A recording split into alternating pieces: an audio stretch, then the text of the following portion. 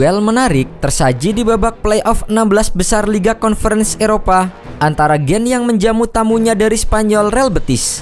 Bermain di Stadion Gelamco Arena, Jumat 14 Februari 2025 dini hari waktu Indonesia Barat, Real Betis yang diperkuat Anthony dan juga Isco masih terlalu kuat untuk tuan rumah Gen.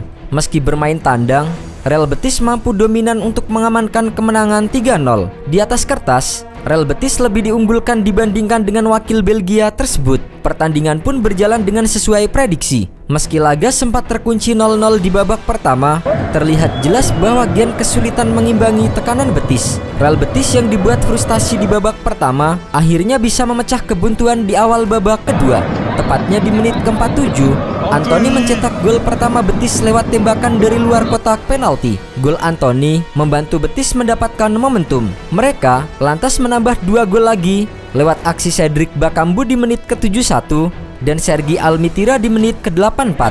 Gen mencoba untuk melawan sebaik mungkin, tetapi hingga menit ke-90 mereka baru mencatatkan 1 tembakan tepat sasaran. Tidak ada gol tambahan. Skor 3-0 untuk kemenangan Real Betis mengakhiri jalannya laga.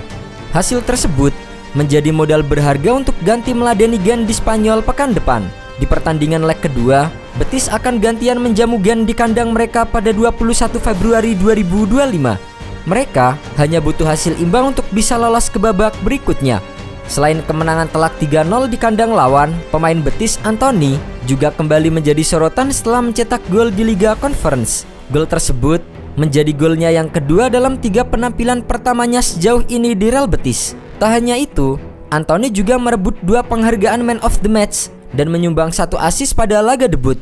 Berkat penampilan apiknya itu, petinggi Real Betis Ramon Alarcon membuka peluang untuk mempermanenkan Anthony dari Manchester United di penghujung musim nanti.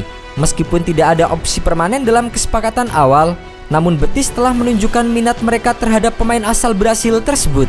Anthony seperti diketahui dipinjam dari Old Trafford selama 6 bulan, dan semenjak berseragam Betis, winger asal Brasil itu bak terlahir kembali. Melihat perkembangan Anthony dan ketertarikan dari Betis, Manchester United kabarnya sudah menyusun rencana untuk menjual secara permanen untuk pemain yang sudah tidak punya masa depan di Old Trafford tersebut. Sebagaimana diketahui, ex penggawa Ajax Amsterdam itu gagal memenuhi bandrolnya yang selangit bersama dengan MU sejak didatangkan dalam era kepemimpinan Erik ten Hag pada musim panas 2022.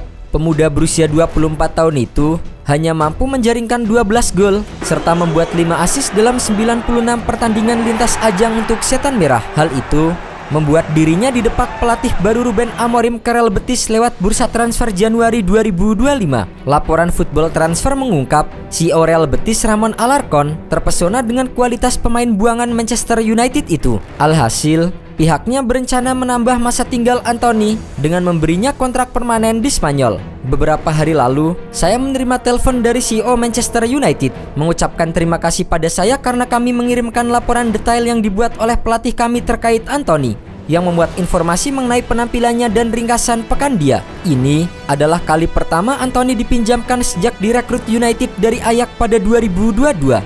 Adapun Anthony sejauh ini memang tampak cocok menjalani karir bersama dengan Real Betis di Spanyol. Setelah sempat menjadi surplus dalam skuad Manchester United, pemuda kelahiran 2000 itu malah dinobatkan sebagai pemain terbaik dalam 2 penampilannya di klub barunya. Capaian tersebut menandai gol liga pertamanya pesepak bola Brasil tersebut sejak 2024. Tercatat, Anthony secara akumulasi baru mencetak 2 gol liga sejak April 2023 yang sekaligus menjadi bukti sang pemain minim kontribusi bersama dengan Setan Merah.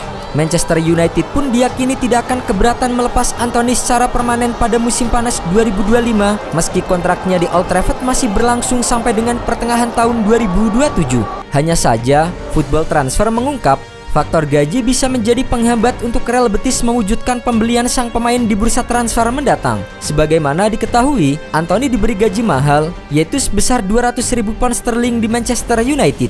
Setan Merah diyakini juga bakal meminta biaya transfer yang tak sedikit. Pasalnya, mereka sedang butuh uang dan sudah mengeluarkan modal besar mencapai 95 juta euro saat pertama kali merekrut Anthony dari Ajax Amsterdam. Angka tersebut menjadikannya pembelian termahal kedua dalam sejarah klub setelah Paul Pogba yang dibeli dengan harga 105 juta euro. Kepergian pemain yang dijuluki El Gasing oleh warganet Indonesia ini membuktikan kacaunya strategi perekrutan Manchester United. Rapornya menegaskan bahwa tren para pemain mahal yang direkrut United kebanyakan berakhir flop alias gagal. Sang pemilik rekor Paul Pogba datang dengan label pemain termahal dunia ketika dipulangkan dari Juventus pada tahun 2016 silam. Sepanjang masa bakti keduanya di Old Trafford, yaitu dari tahun 2016 sampai dengan 2022, gelandang asal Prancis itu lebih sering dianggap terbebani segunduk ekspektasi hingga keseringan tampil inkonsisten. Pogba kemudian dilepas United tanpa uang sepeser pun ketika habis kontrak pada tahun 2022 dan akhirnya mudik ke Juventus. Pemain termahal ketiga dalam sejarah Red Devils, Harry Maguire, juga dihajar kritik sana-sini pada musim-musim awal kedatangannya. Ia bahkan harus kehilangan ban kapten.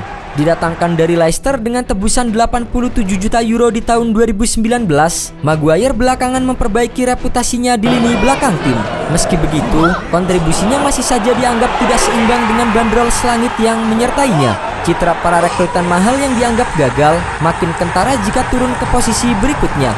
Ada Jadon Sancho dengan harga 85 juta euro, Romelu Lukaku 84,7 juta euro, dan Angel Di Maria dengan harga 75 juta euro.